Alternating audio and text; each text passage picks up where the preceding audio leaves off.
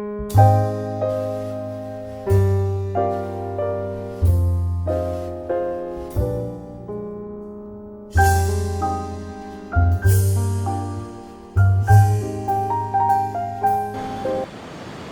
हम बात करेंगे तीसरी लेग ऑफ एक्सपोजर, जिसे बोलते हैं आईएसओ। अगर आप देखो आपके कैमरे में एक आईएसओ बटन होता है, जिसमें आप आईएसओ अगर सेलेक्ट करोगे तो आईएसओ ये बोल रहा है 100, 200, 250, 320 and all the way up to से 3200। आप अपने कैमरे में चेंज करिए आईएसओ और देखिए लोएस्ट आईएसओ कितना जा रहा है और हाईएस्ट आईएसओ कितना जा रहा है। अब आईएसओ का मतलब मैं आपको समझाना चाहूँगा। पहले जब डिजिटल कैमराज नहीं होते तो फिल्म कैमराज होते थे, तो फिल्म की एक स्पीड होती थी, जिसे बोलते थे फिल्म स्पीड, वो होती थी आईएसओ में। अगर आपका डे टाइम इवेंट है, दिन में आप शूट कर रहे हो, तो आप 100 आईएसओ की फ़िल्म लेते थे। अगर आपका शाम को इवेंट है, आप 200 आईएसओ की लेते थे। अगर रात को है तो आप 400 आईएसओ की लेते थे या 800 आईएसओ की लेते थे। तो ये क्या होता था, जो लाइट के प्रति सेंसिटिविटी होती थी फिल्म की, वो बढ़ जाती थी। अगर लाइट कम भी है तब भी फ़ोटो आ जाती थी। अब सेम चीज़ आपकी सेंसर में मूव हो चुकी है। जब आप, अब इन कैमराज में फिल्म तो है नहीं, इन कैमराज में आईएसओ का ये मतलब होता है कि ये सेंसर को बूस्ट कर देते हैं लाइट की तरफ, ज़्यादा सेंसिटिव कर देते हैं कि अगर कम लाइट भी है तब भी इमेज आपकी रिकॉर्ड होनी है। लेकिन आपको ये पता होना चाहिए कि आईएसओ जितना कम रखोगे उतनी फ़ोटो अच्छी आएगी। मैं पर्सनली ज़्यादातर कोशिश करता हूँ आईएसओ 100 में सारे शूट करूँ।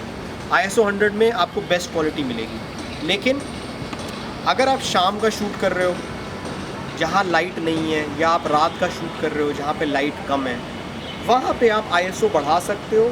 आप आईएसओ इतना डाल सकते हो जिसमें आपको एक्सपोजर ठीक मिले। मुझे याद है, मैं कुछ टाइम पहले एक बर्थडे पार्टी शूट कर रहा था।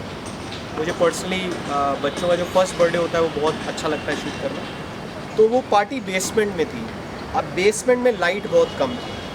अब मैं ज़्यादातर फ्लैश यूज़ नहीं करता हूँ, मैं अवेलेबल लाइट फोटोग्राफर हूँ, जो लाइट है उसी में क्लिक करता हूँ। तो वहाँ पे जब मैं आईएसओ 100 से क्लिक कर रहा था तो मेरी सारी फ़ोटोग्राफ्स डार्क आ रही थी, क्योंकि लाइट थी नहीं। उसके बाद मैंने आईएसओ बढ़ाना शुरू किया। आईएसओ 2000 पे मेरी फ़ोटोग्राफ्स डिसेंट आ रही थी, सही आ रही थी। लेकिन जब मैंने वो पूरा शूट कर लिया, उसके बाद मैंने उसे कंप्यूटर पे डाला, तो मैंने देखा कि उसमें फ़ोटोग्राफ्स में जब मैं उन्हें बड़ा कर रहा था तो थोड़ी थोड़ी उसमें डिजिटल नॉइज़ आ रही थी। वो फ़ोटोग्राफ्स अगर आप प्रिंट कराओगे तो पसंद नहीं आएंगे आपको। इसलिए कोशिश ये करनी चाहिए, आईएसओ जितना कम से कम करना है आप उतना ही रखो, नहीं तो आपको बहुत टाइम लगेगा उसको कंप्यूटर में ठीक करने में। उसके बाद से मैंने रूल बनाया कि अपना आईएसओ 100 ही रखो, और अगर लाइट कम है तो आप एक्सटर्नल फ्लैश यूज़ कर लो, बाउंस फ्लैश यूज़ करो, या आप स्टूडियो लाइट यूज़ करो। लेकिन आईएसओ कम से कम शूट करो। जैसे अभी हम ये वीडियो जहाँ रिकॉर्ड करें, ये सनलाइट है। अब सनलाइट में आपको सिर्फ बाय डिफ़ॉल्ट 100 आईएसओ में शूट करना है, आपको ज़रूरत ही नहीं है हाई आईएसओ। हाई आईएसओ आपका यूज़ होता है जब आपकी लाइट कम होती है।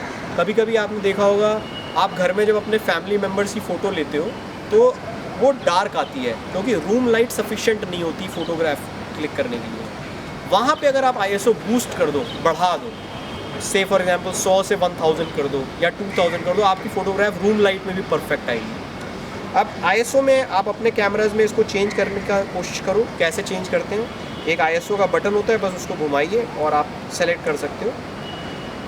एक इसमें एक और अच्छी फीचर होती है, ऑटो आईएसओ। ऑटो आईएसओ का ये मतलब होता है कि जहाँ लाइट कम है, कैमरा अपने आप आईएसओ को बढ़ा देगा ताकि आपको सही एक्सपोजर मिले, आपको बार बार मैनुअली उसे नहीं करना पड़ेगा। तो ये एक ऑटोमेटेड फीचर है कैमरा का, ऑटो आईएसओ, जिसको नाइकॉन में ऑटो आईएसओ सेंसिटिविटी सेटिंग्स बोलते हैं। आईएसओ सेंसिटिविटी सेटिंग्स को आप ऑटो पे डाल दो, वो हो जाएगा। और ये 3 चीज़ें जो मैंने आपसे डिस्कस करी, अपर्चर, शटर और आईएसओ, इन 3 चीज़ों पे आपका एक्सपोजर होता है। Thank you.